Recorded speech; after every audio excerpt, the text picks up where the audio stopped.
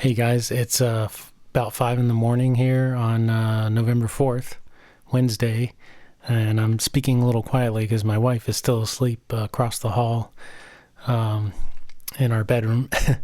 So sorry for the whispering, but I had to make this video right now because this is kind of crazy what just happened. I have to be honest with you, I was kind of excited about the pre-market this morning because we had the election yesterday, and we still don't know who's going to win. And honestly, I don't have a dog in the fight, and I'm not going to, I'm not going to get into politics or anything.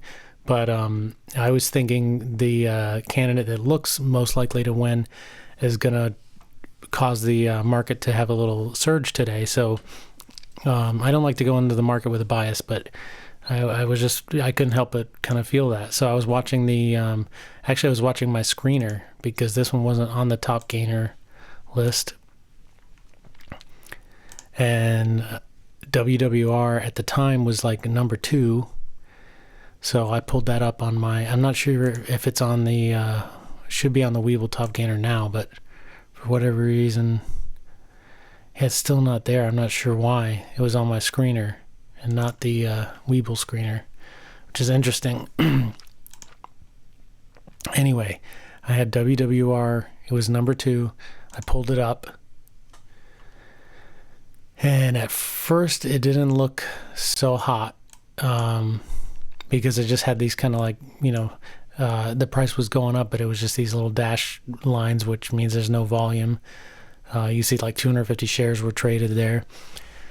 And but it kept going up. Then I saw the candles get a little bit thicker here.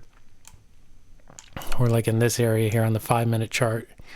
So I started really paying attention to it. And I'll admit I was kind of tempted to get in during this run, but I said, no, that's not the right way to do it. Let me wait for the pullback. That's my strategy, and that's what I did. I waited for the pullback. And I wanted to get in for the break of this candle. Now I didn't. I recorded the trade, but I didn't talk over it. That's why I'm recapping it like this. So let's see where.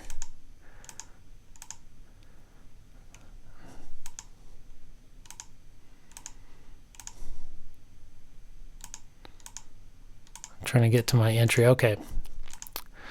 All right. So look, the plan was to get in for the break of the high of this candle, which is 476, right? And then, so that means as soon as I see 477 or more, I'm going to jump in. Now what happened was, and I'm pretty quick with my hotkeys, getting in very fast, but you're going to see what happened, and I'll tell you why it happened. So there is the break. Right, that's right when I would hit my hotkeys normally. Now watch how long you're going to see the buttons flash up here like they always do when I hit my hotkeys. Watch how long it takes me to hit my hotkeys. Let's see if we can time it here. 2 seconds it took me to hit my hotkeys. Now that's way too slow because watch what ended up happening here. Remember, I buy the break of these candles because I'm thinking it's going to pop. And look, it pops right as my order's going in. And instead of getting filled at I wanted to get filled at 477, but I would have gotten filled at 480. But, well, let's see where the ask was at that time. You know what? I don't know. I might have gotten filled there. I was watching the spread earlier, and I noticed that it was kind of high earlier. Like, see, there was like a 5-cent spread, and I thought, or a 6-cent spread. And I thought, I don't want to get in this thing with that spread. But then you see the spread got down to like 1 and 2 cents. So then I said, okay, now I can get in. But, I just realized that it changed again before my entry went in. But either way, there was definitely a delay. And what it was caused by was one of my cats was in here, started scratching on the door, and I'm worried, it's going to wake up my wife. And so this all happened exactly as I had my fingers on the buy button and exactly as the price went to 480. And that's what caused the delay. and I think that's what caused me to get filled at 486. But now that I'm looking back, it may have been the spread, and that's the problem with trading super early in the morning. You get these spreads that they kind of come and go, and that's because there's not much volume at this time. So that may have been really the cause now that I think about it. But in the moment there, I was blaming the cat. So anyway, now that I'm filled up here, I'm thinking, whoops, that didn't go so well.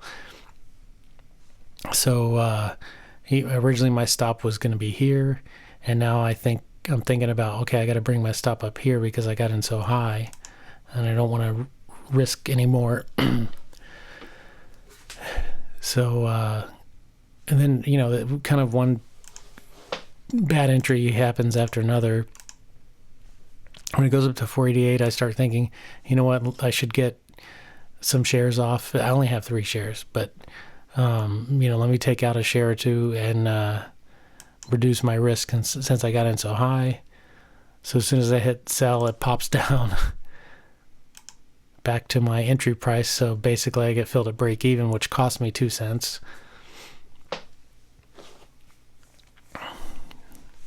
Now it's going back up.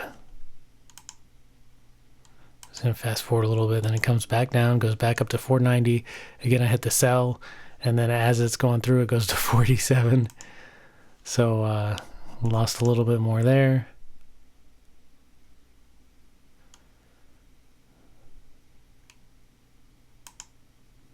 And then I think it just comes down to my entry, and I decided to get out. Or maybe I even got out. Yeah, I got out before then, because at that time the cat was still in the room making noise, and this thing wasn't really working out. So I said, let me get out. So anyway, that was a video about the realities of day trading. You try to do everything right. The entry was, the idea was good to get in here to catch this thing on the way up. But a combination of the distraction and then maybe, the spread kind of jumping around because of low volume at this time made it so that the trade just didn't work out.